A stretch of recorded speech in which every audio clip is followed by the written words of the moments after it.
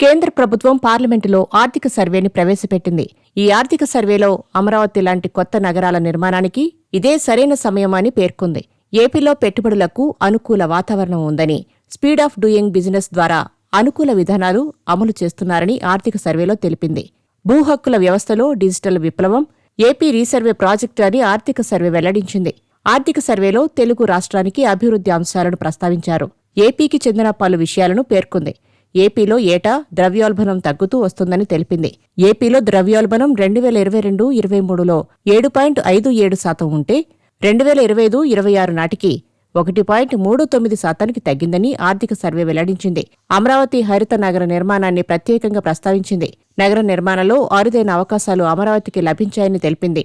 ఏపీలో 6,900 గ్రామాల్లో 81 లక్షల భూ కమ్మతాల రీసర్వే, 86,000 సరిహద్దు వివాదాలు పరిష్కారమయ్యాయని తెలిపింది.